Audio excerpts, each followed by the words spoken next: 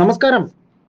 കോൺഗ്രസിൽ രാഹുൽ മാങ്കൂട്ടത്തിന് എതിരെ പാർട്ടി പ്രതിരോധം തീർക്കുമ്പോൾ ക്രൈംബ്രാഞ്ച് അവരുടെ അന്വേഷണം വിപുലീകരിക്കുന്നു. രണ്ട് യുവതികൾക്ക് സമാനമായ അനുഭവം ഉണ്ടായി എന്ന രേഖകളാണ് ക്രൈംബ്രാഞ്ചിന് ലഭിച്ചിരിക്കുന്നത്.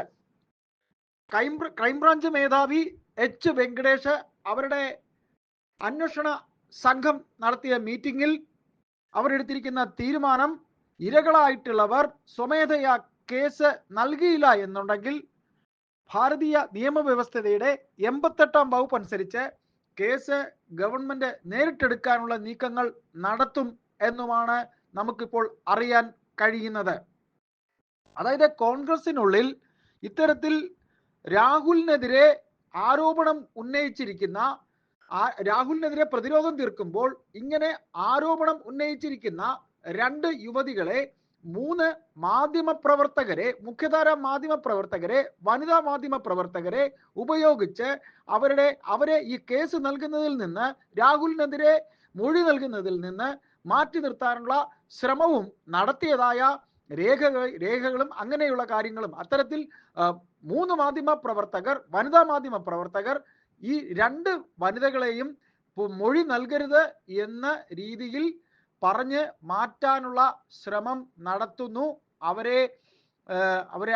അവർക്ക് ചില ഉപദേശങ്ങൾ നൽകിയതായും അത് കോൺഗ്രസ് നേതൃത്വം ഇടപെട്ടാണ് ചെയ്യിക്കുന്നത് എന്നുള്ള വാർത്തകളും പുറത്തു വരുന്നുണ്ട്. അതായത് ഇന്റലിജൻസിന് ഈ 2 യുവതികൾ ഗർഭചിത്രം നടത്തിയതിനെ സംബന്ധിച്ച് ഉള്ള വിവരവും ലഭിച്ചിട്ടുണ്ട്. 2 പേരും ഒരേ മേഖലയിൽ ജോലി ചെയ്യുന്നവരാണ്. അവർക്ക് ഇത്തരത്തിലുള്ള ദുരനുഭവം ഉണ്ടായിരിക്കുന്നത്. ഈ ശബ്ദരേഖ പുറത്തു വന്ന യുവതി ഇതുവരെ മൊഴി നൽകാൻ അവർ തെളിവ് നൽകാൻ അത്തരത്തിൽ രാഹുലിനെതിരെ തിരിയാൻ മുതിരുന്നില്ല എന്ന വാർത്തയും പുറത്തു വരുന്നുണ്ട്.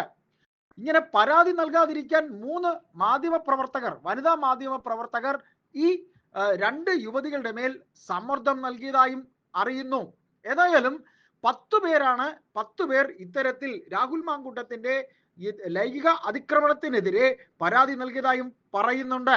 നേരിട്ടും അല്ലാതെയും പരാതി നൽകാൻ പലരും തയ്യാറായിട്ടില്ല. ഇരകൾക്ക് മേൽ വൻ സമ്മർദ്ദമാണ് ഉള്ളത്. കോൺഗ്രസ് നിയമസഭയിൽ ഇത്തരത്തിൽ രാഹുലിനെ സംരക്ഷിക്കുന്നത് സംബന്ധിച്ച് പാർട്ടിക്കുള്ളിൽ ഇപ്പോൾ വിഭിന്ന സ്വരങ്ങളാണ് ഉണ്ടാകുന്നത്. ഷാഫി പറമ്പിൽ, വി.ഡി. സതീശൻ, രാഹുൽ മാങ്കൂട്ടം ഈ ത്രയം തന്നെ ഇന്നിപ്പോൾ പൊളിഞ്ഞ അവസ്ഥയിലാണ്. രാഹുൽ മാങ്കൂട്ടം നിലമ്പൂർ ഉപതെരഞ്ഞെടുപ്പിൽ പി.വി. അൻവറിനെ കണ്ടത് മുതൽ ആണ് വി.ഡി. സതീശൻ രാഹുൽ മാങ്കൂട്ടം ബന്ധം ഉലയുന്നത് എന്നാണ് പറയുന്നത്. ഏതായാലും അത് പാർട്ടിക്കകത്തെ വിഷയമാണ്. അത് നമുക്ക് മറ്റൊരു അവസരത്തിൽ പറയാവുന്നതാണ്. തീർച്ചയായിട്ടും രാഹുൽ മാങ്കൂട്ടത്തിനെ പാർട്ടി സംരക്ഷിക്കുമ്പോൾ ക്രൈംബ്രാഞ്ച് അന്വേഷണം ചെന്നെത്തുന്നത് തീർച്ചയായിട്ടും രാഹുൽ മാങ്കൂട്ടത്തിലേക്ക് തന്നെയാണ്. 2 യുവതികൾ ഗർഭചിത്രം നടത്തിയതായും അവർ ഗർഭചിത്രം നടത്തിയത് ബാംഗ്ലൂരാണെന്നും ബാംഗ്ലൂരിലെ ഏത് ആശുപത്രിയാണെന്നും ആശുപത്രി രേഖകളും ക്രൈംബ്രാഞ്ചിന് ലഭിച്ചു കഴിഞ്ഞു. ഏതായാലും രാഹുലിലേക്ക് കേസ് അന്വേഷണം നീളുമ്പോൾ കൂടുതൽ കുരുക്ക് മുറുകുമെന്ന് തന്നെയാണ് നമുക്ക് അറിയാൻ കഴിയുന്നത്.